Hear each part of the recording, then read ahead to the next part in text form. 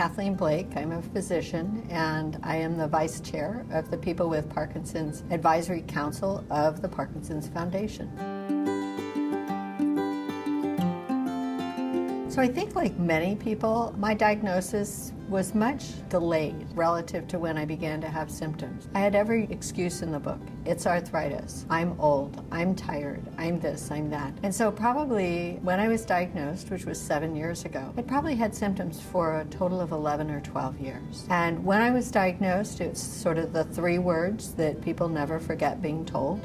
You have Parkinson's, period, full stop. And my first question was, how sure are you that I had Parkinson's? My doctor said, I'm about 90% sure, but I'll be really sure when I see you again in about 3 months. But in the meantime, we're going to have you do physical therapy. And then about 1.5 years later, because by then I was convinced, she was convinced I had Parkinson's, I then started on medication because I needed it so that I wasn't thinking about my symptoms all the time. But the big thing that I found made just a huge difference was exercise. If I exercise today, tomorrow I will feel better. And then in terms of the foundation, it's been a godsend, to be quite frank. I've met so many other people who are dealing with Parkinson's. And it's also been a huge boost for my spirits, but also for my husband's, who now calls himself my caregiver, though I wish that he wouldn't. He is my caregiver, but he's still really my husband of the last 45 years. And so it's a journey that we are on together.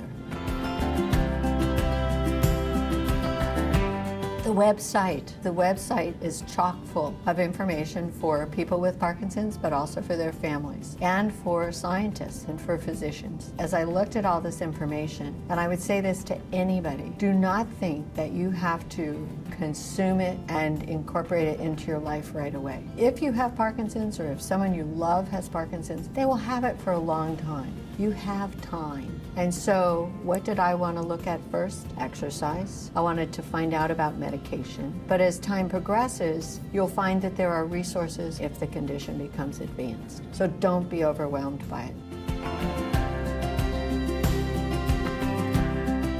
The reason that I applied really became clear to me after I spoke to someone who had been a member. And what she told me made all the difference. She said, this is not window dressing. This is a foundation that really wants to hear from you and will listen and will adapt based on what you have said. And that has been absolutely my experience. I, like probably a whole bunch of other people, got an email from a list and it said, we're open to applications. And I thought, you know, I'd really like to do this. These are things that I care about. And I also thought, at this point, I'm able to do them. Maybe 5-10 years from now, I won't have the capacity.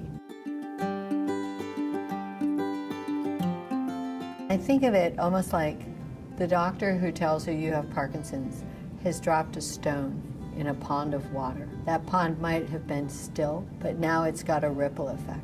My advice would be, tell people when you're ready. So of course my husband heard first, then my children, and then my siblings. And gradually over time, I shared it with more people. But you're in charge of that. And then giving yourself some permission for the days that you are tired, the days you have lots of energy, those will be the days when you do more. But I think we live in such a fast-paced society that sometimes people don't give themselves permission to listen to their bodies and manage their energy and their time. This community is there for you. I was not really aware of it until I was diagnosed. So don't hesitate to reach out to the foundation or to people in your community because we're really just waiting to hear from you.